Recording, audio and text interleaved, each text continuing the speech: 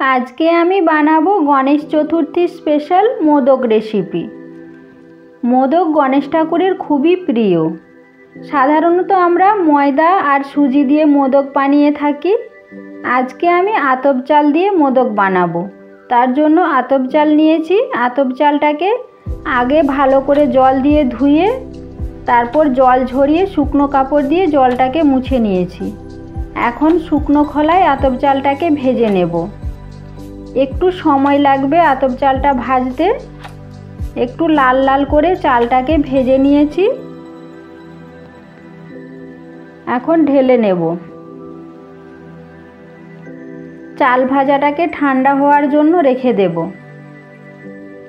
এদিকে মোদকের একটা পুর বানিয়ে নেব। পুর বানানোর জন্য চিনে বাদাম নিয়েছি। চিনে বাদামটাকে শুকনো খোলায় ভেজে খোসা ছাড়িয়ে নিয়েছি। আর আমন্ড নিয়েছি আর কাজু নিয়েছি। এগুলোকে গুঁড়ো করে নেব। চিনে বাদামটাকে গুঁড়ো করে নেব। খুব মিহি করে গুঁড়ো করব না, একটু ভেঙে নেব। চিনে বাদাম গুঁড়ো করে নিয়েছি। এখন কাজুটাকে গুঁড়ো করে নেব। কাজুটাকেও ওই একইভাবে গুঁড়ো করে নেব। কাজু গুঁড়ো করে নিয়েছি। এখন আমন্ডটাকেও গুঁড়ো করে নেব।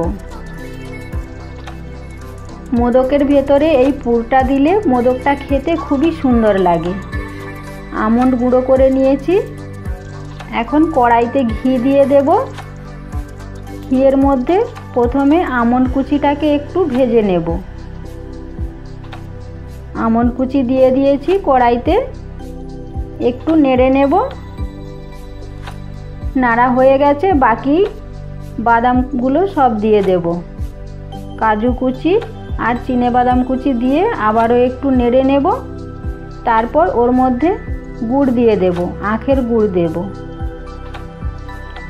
এই মোদকটাতে চিনির ব্যবহার করব না, গুড় দিয়েই বানাবো মোদকটা। গুড় দিয়ে একটু নেড়ে চেড়ে নিতে হবে। ভালো করে নেড়ে নিয়েছি। এখন ঢেলে নেব। বেশি নাড়ব না, তাহলে শক্ত হয়ে যাবে। হালকা নেড়ে ঢেলে নেব। পুর বানানো আমার হয়ে গেছে। এখন পুরটা রেখে দেব। এদিকে ভাজা চালটা ঠান্ডা হয়ে গেছে। মিক্সিতে দিয়ে গুঁড়ো করে নেব। এই রেসিপিটা আপনারা একবার এই চাল দিয়ে বানিয়ে দেখবেন। খুবই সুস্বাদু হয় এই মোদকটা। আমার চালটা গুঁড়ো করা হয়ে গেছে। একটা ছাঁকনি দিয়ে চালটাকে চেলে নেব। চালটাকে চেলে নিয়েছি। এখন কড়াইতে দুধ দিয়ে দেব। লিকুইড দুধ নিয়েছি। দুধটা হালকা গরম হলে ওর মধ্যে গুঁড়ো দুধ মিশিয়ে দেব। গুঁড়ো দুধটাকে ভালো করে মিশিয়ে নিতে হবে, ডালা ডালা যেন না থেকে যায়। দুধটা আমার মেশানো হয়ে গেছে। এখন ওর মধ্যে ভাজা চালের গুঁড়ো দিয়ে দেব। ভাজা চালের গুঁড়োটাকে দুধের সাথে ভালো করে মিশিয়ে নিতে হবে। ডালা ডালা থেকে গেলে এরকম একটা গ্লাসের সাহায্যে বা অন্য কিছুর সাহায্যে মিশিয়ে নিতে পারেন। ওর মধ্যে এলাচ গুঁড়ো দিয়ে দেব আর গুড় দেব।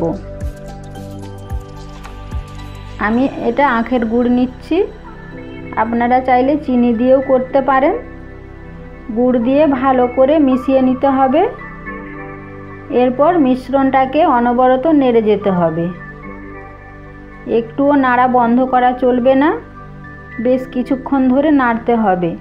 নাড়তে নাড়তে যখন একটু আঠালো ভাব হবে, কড়াই থেকে ছেড়ে আসবে, খুন্তিতে তখন ভারী ভারী লাগবে দেখবেন, তখন বুঝতে হবে যে হয়ে গেছে।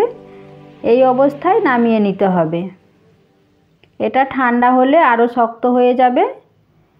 এখন নামিয়ে নিয়েছি। হাতের মধ্যে ঘি লাগিয়ে নেব। হালকা গরম অবস্থাতেই মোদকটা বানিয়ে নিতে হবে। একটু মিশ্রণ নেব, নিয়ে হাতের মধ্যে নিয়ে গোল গোল করব। মাঝখানটাতে আঙুল দিয়ে একটু গর্ত করে নেব। যে পুরটা বানিয়ে রেখেছিলাম সেই পুরটা মাঝখানটাতে দিয়ে দেব। অল্প করে পুর দেব, বেশি পুর দিলে আবার ওপর দিয়ে বেরিয়ে আসবে। পুরটাকে এরকমভাবে হাত দিয়ে চেপে চেপে ঢেকে দিতে হবে। তারপর হাতের সাহায্যে ভালো করে গোল গোল করে মোদকের শেপ দিয়ে নেব।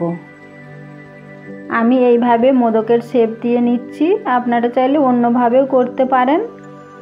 এরপর একটা কাঁটা চামচ নিয়েছি, কাঁটা চামচ দিয়ে একটু ধারগুলো ডিজাইন করে নিচ্ছি। আমি এইভাবে ডিজাইন করছি, আপনারা চাইলে অন্যভাবেও করতে পারেন। দেখুন একটা মোদক আমার বানানো হয়ে গেছে, কত সুন্দর লাগছে দেখুন। এইভাবে আপনারা একবার এই রেসিপিটা বানিয়ে দেখবেন, আর ময়দা আর সুজি দিয়ে বানাতে ভুলেই যাবেন এই রেসিপিটা যদি একবার বানিয়ে থাকেন। ভেঙে দেখাচ্ছি, দেখুন ভেতরটা কত সুন্দর পুরে ভরা। এই চালের মোদকটা খুবই সুন্দর খেতে। তৈরি হয়ে গেল আমার আতপ চালের মোদক রেসিপি।